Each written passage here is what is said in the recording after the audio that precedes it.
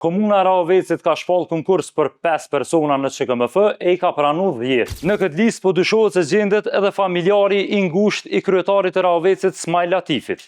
Tash që po i afrohemi zgjedhjeve lokale, antarët e partive politike këshyrin me mbledh sa ma shumë vota nëpër komunat ku jetojnë edhe veprojnë. Normal, sa ma shumë vota, qas ma i fuqishëm bosh edhe ki ma shumë ndikim. Në këto muj para zgjedhjeve nisin edhe punësimet favore ndaj qytetarëve që me fitu votën e ty në dyqysh. E sot kemi me diskutu për disa punësime që janë bërë së fundmi në komunën e Rahovecit, më saktësisht në qendrën kryesore të mjekësisë familjare Dr. Faredin Hoti. Këshyre që ka ndodhë edhe pse ka dyshime për kespërdorim e favore.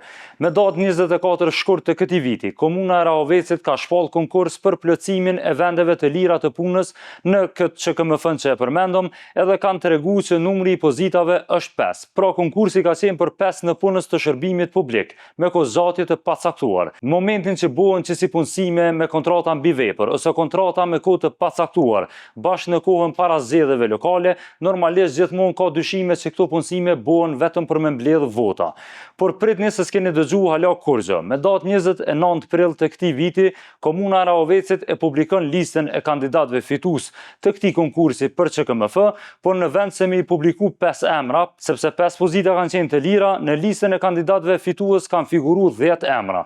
Qysh është e mundur që një konkurs me u shpall për 5 persona, 5 pozita të lira e me u pranu 10 persona. Nëse e shihni në listë, këta 5 personat e parë janë edhe më të theksum, pra janë me bold, shkronjat më të trasha, e këta 5 tjerët ose sikur me editu dikush këtë dokument edhe me i shtiq këta 5 emrat e tjerë. I katërti në këtë listë figuron edhe Arbër Latifi, që dyshohet se është familjari i kryetarit të Rahovecit Smajl Latifit. Paramendojeni tash kur ka shku kjo 5 që e parë në punë, domethënë që janë pranu me konkurs, janë taku edhe me këtë 5 që në dytë që kanë ardhur shtesë. Krejt këta emra dyshohet që kanë nënshkruar kontrata në ÇKMF dhe kanë fillu punën krejt së bashku, 10 persona me 1 qershor. Ani pse nënshkrimi i kontratës për punësim në institucione publike është i obligueshëm edhe bëhet përmes konkursit. Pra, shpallet konkursi, pastaj nënshkruhet kontrata nëse je fitues në listën e atyre që janë pranuar në punë.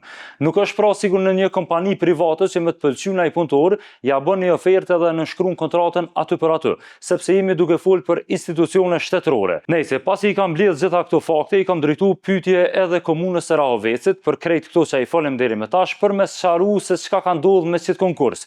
Pse janë hi 5 persona shtesë në ÇKMF, pse janë pranu pra 5 persona më shumë se sa që janë kërku. Pasi që ka dyshime se këto punësime bëhen para zgjedhjeve lokale për me mbledh më shumë vota, normalisht i kam kërku komunës edhe me mi përcjell dokumentet dhe kushtet që i kanë përmbush kandidatët që i kanë nënshkruar këto kontrata në ÇKMF, pra për 10 prej tyre. Por nga komuna nuk kanë kthy asnjë përgjigje deri më tani.